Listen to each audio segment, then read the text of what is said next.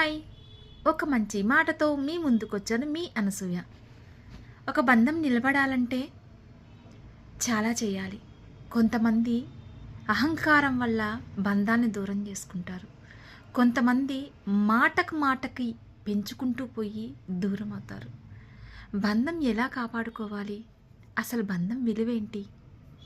ఒక బంధము ఒక శాశ్వతంగా ఉండాలి అంటే కొన్ని చోట్ల తగ్గి మాట్లాడాలి, కొన్ని చోట్ల పెరిగి మాట్లాడాలి. తగ్గి మాట్లాడడం వల్ల బంధము గట్టిగా ఉంటుంది. ఒక భార్యాభర్తల బంధం అయితేనేమి, ఏ బంధాన్ని తీసుకున్నా ఆ బంధం శాశ్వతంగా ఉండడానికి ఏం చేయాలి? బంధము బలం కావాలి కానీ బలహీనత కాకూడదు. బలహీనత అయితే నువ్వు ఒంటరివి అవుతావు. అదే నీ బలమైతే నీకు ఉన్న ధైర్యము నీ బలమే. ఎవరినైతే నువ్వు ఎక్కువగా అభిమానించి ఆప్యాయత చూపిస్తావో వాళ్ళతో మనం శాశ్వతంగా ఈ బంధం కొనసాగాలి అంటే కొంచెం తగ్గాలి. వాళ్ళు అహంకారంతో మాట్లాడుతున్నప్పుడు మనం మౌనం వహించాలి.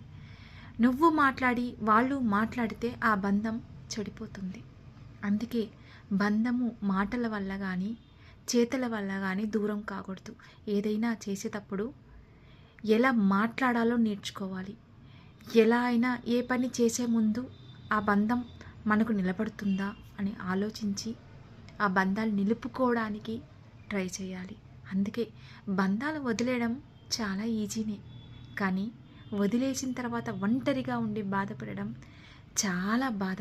ఎందుకంటే అలా వదిలేస్తే ఈ మైండ్లో నుంచి డిలీట్ చేసేయాలి. కానీ అలా డిలీట్ చేయనప్పుడు అది నీకు బాధగా మారి కన్నీళ్ళగా మారి చాలా ఒంటరివైన ఫీలింగ్ కలుగుతుంది. అందుకే బంధాలను వదులుకునే ముందు 10 రకాలుగా ఆలోచించండి.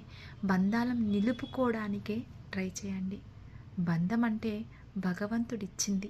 ఆ బంధాన్ని కాపాడుకోవడానికే ట్రై చేయండి. ఏమంటారు?